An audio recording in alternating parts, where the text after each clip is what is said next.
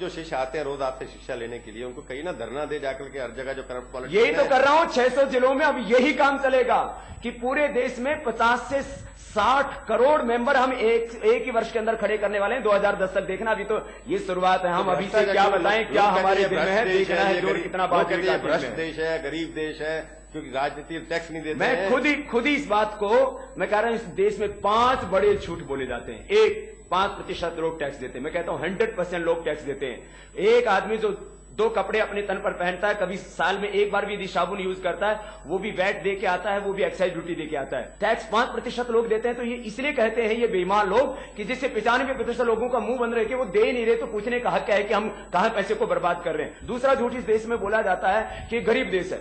अरे जिस देश का 19 से 20 लाख करोड़ रुपए का टोटल बजट होता हो, वो गरीब देश हो सकता है? तो मैं कहता हूं ये गरीब जानबूझ करके इस देश को गरीब बना गया है। यदि भ्रष्टाचार खत्म हो जाए तो एक जिले को एक दिन में 6 करोड़ रुपए करीब खर्च करने के लिए मिले, एक महीने में पूरे जिले का विकास हो जाए। तीसरा झूठ यह है इस देश के अंदर कि लोग कहते हैं फॉरेन इन्वेस्टमेंट के बिना काम नहीं चल सकता। जब हमारे देश में भ्रष्टाचार खत्म हो जाएगा तो इतनी उत्पादकता आ जाएगी, इतना मेरे देश में विकास हो जाएगा, इतना पैसा आ जाएगा कि हम दूसरे देशों को ब्याज पर पैसा दे सकते हैं। तीसरी बात कहते हैं कि यहाँ के लोग सब बेईमान है, सब भ्रष्ट है। मैं कहता हूं 99% भारत की प्रजा ईमानदार है, भारत के नेता 99% बेईमान। भारत की प्रजा ताकतवर और यहाँ के नेता 99% काय, कमजोर, व्हील चेयर पर चलते हुए, blood pressure, sugar, asthma, bronchitis, इधर उधर लटकते पटकते।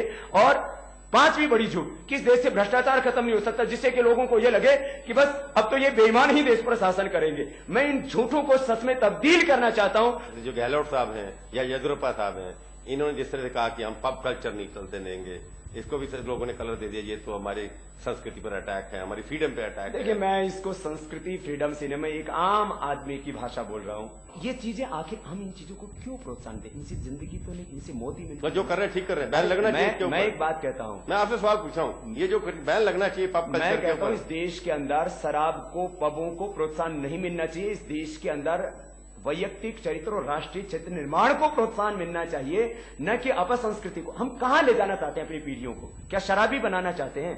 क्या इनको चरित्र ही नहीं बनाना चाहते? क्या इसको आप जो कर रहे हो वो तरीका है ना, योग सिखाइए। हाँ, उसको पॉजिटिव शिक्षा दीजिए ना, तो पॉजिटिव बातों को प्रोत्साहन दीजिए। पिटाई का तो आप खंडन करेंगे ना। मैं कह रहा हूं कि पिटाई करने का किसी को कोई हक नहीं है।